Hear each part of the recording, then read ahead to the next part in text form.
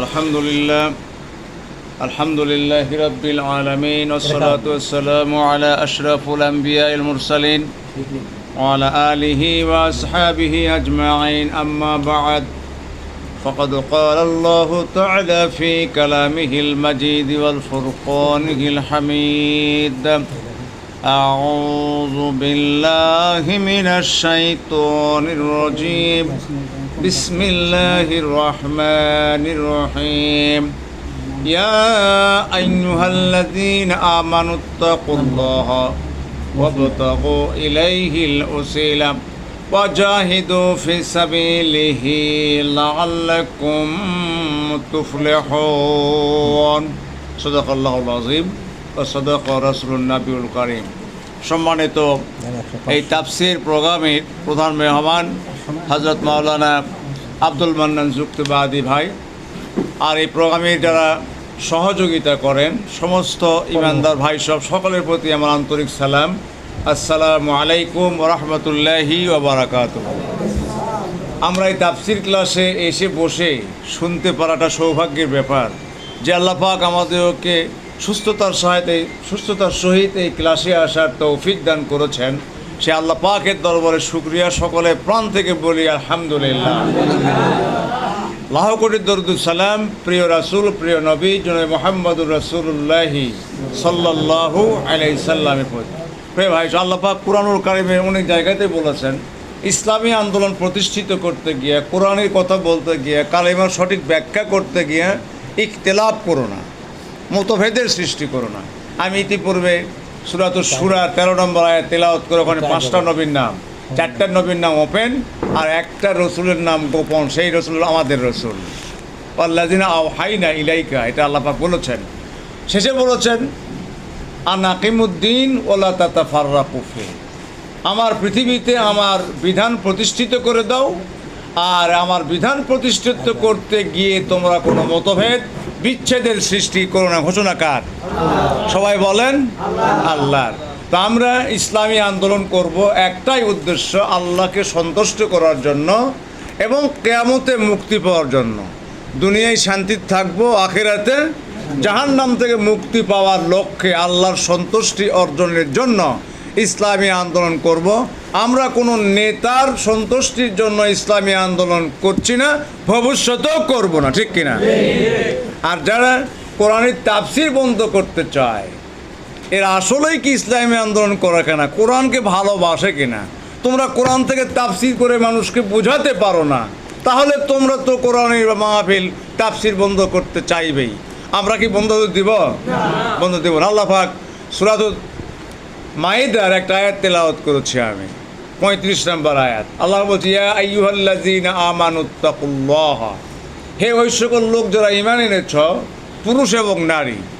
আমানু শব্দের দ্বারা পুরুষ এবং নারী যারা ঈমানদার তাদেরকে বোঝানো হয়েছে। ইয়া আইয়ুহাল্লাযীনা আমানুত্তাকুল্লাহ, আল্লাহ পাক বলছেন হে ওই সকল লোকেরা যারা বিশ্বাস স্থাপন করেছ, আল্লাহকে ভয় করো। কাকে? আল্লাহকে ভয় করতে হবে। আর কি করতে হবে?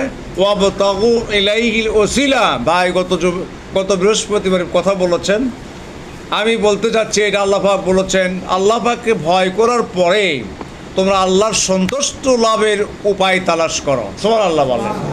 আল্লাহর সন্তুষ্ট লাভের উপায় ওয়াবতাগু ইলাইহিল ওসিলা। এই ওসিলাটাকে যারা খানকায় বসে থাকে পীর সাহেবরা, তারা বলেছে এই খানকায় আসো, এটা ওসিলা হবে। কেউ বলেছে আসো আমরা দিনের কাজ করি, ওই যে যা কিছু হয় আল্লাহর পক্ষ থেকে একদল আছে না, আসো এইটা ওসিলা হতে পারে। আসলে আরেক দল বলে মনে করে যে আমরা দুনিয়াতে ইসলাম প্রতিষ্ঠিত করব, বোম মারো, ককটেল মারো, অস্ত্রবাজি করো, এটাই ওসিলা হবে। এরকম আছে না? কিন্তু এগুলো ওসিলা নয়। আল্লাহ পাকের পরের অংশে বলেছেন ওয়াজাহিদু ফি সাবিলিহি। ওসিলা তালাশ করতে গেলে আমার পৃথিবীতে জিহাদ করতে হবে, প্রচেষ্টা চালাতে হবে আমার বিধানকে প্রতিষ্ঠিত করার জন্য, সর্বোচ্চে নিয়ে যাওয়ার জন্য। অর্থাৎ তোমরা যে ভূখণ্ডে বাস করো, যেখান থেকে আইন পাস হয়, অর্থাৎ সংসদ ভবন, এই সংসদ পর্যন্ত এই কোরআনটাকে নিয়ে যাওয়ার চেষ্টা করো, এটা তোমার জন্য ওসিলা। সুবহানাল্লাহ বলেন। আর এইটা যদি করতে পারো লাআল্লাকুম তুফলিহুন, আশা করা যায় তোমরা চূড়ান্ত সফলতা অর্জনকারী হবে। সুবহানাল্লাহ বলেন। আমরা চূড়ান্ত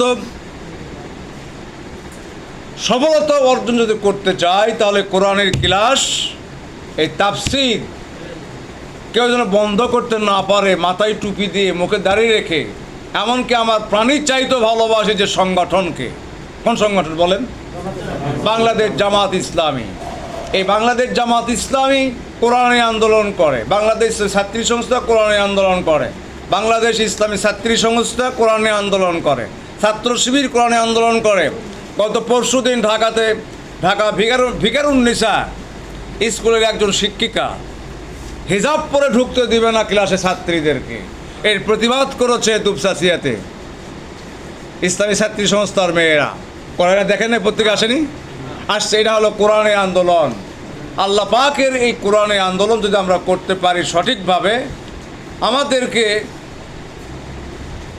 তওবা অটোমেটিকলি আমাদের ভিতর থেকে তওবা হয়ে যাবে, আল্লাহ আমাদের গুনাহ সব মাফ করে দিবেন।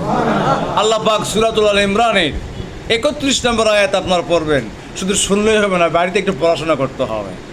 আল্লাহ পাক বলছেন, কুল ইন কুনতুম তুহিব্বুনাল্লাহ ফাত্তাবিউনি ইউহিব্বুকুমুল্লাহ ওয়া ইয়াগফির লাকুম যুনুবাকুম ওয়াল্লাহু গফুরুর রহিম। সুবহানাল্লাহ বলেন।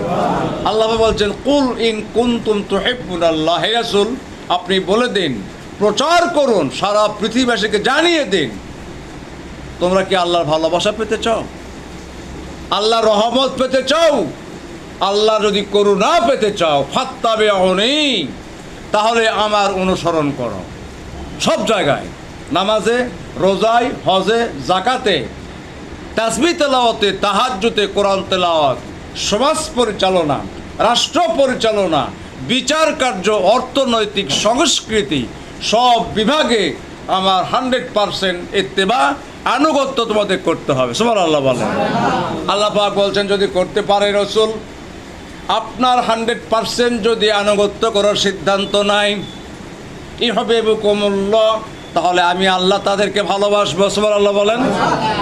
শুধু ভালোই বেশি ক্ষান্ত হব না, ওয়া ইয়াগফির লাকুম যুনুবাকুম, তাদের যত গুনাহ সব গুনাহ মাফ করে দেব। এখানে তওবা করার কথা নাই, সব গুনাহ মাফ করে যদি রাসূলের 100% আমরা অনুসরণ করতে পারি। রাসূল আমাদের নেতা, কি আমাদের সাইয়েদ, রাসূলের আদর্শ মোতাবেক আমরা চলবো।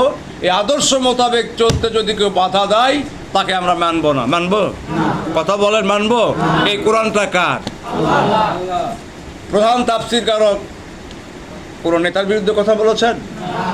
বাংলাদেশের প্রেক্ষাপটে যত নেতা ঘুরঘুর করছে তাদের নাম নিয়েছেন, কিন্তু মিলে যাচ্ছে। আল্লাহ পাক এই কোরআন 1500 বছর আগে নাজিল হয়েছে, স্থান কাল পাত্র ভেদে কোরআনের আলোচনা প্রতিষ্ঠিত। সুবহানাল্লাহ বলেন। নূহ আলাইহিস সালামের কথা বলেছিলেন গত বৃহস্পতিবারে। আজকে শুনলাম ঈসা আলাইহিস সালাম। আমরা কোরআন তেলাওয়াত করি, নাহনু আনসারুল্লাহ, আমরা তো শুনি। ইমাম সাহেব তেলাওয়াত করে, ইমাম সাহেব নিজেও বোঝে না এটা কারা বললো, কি জবাব।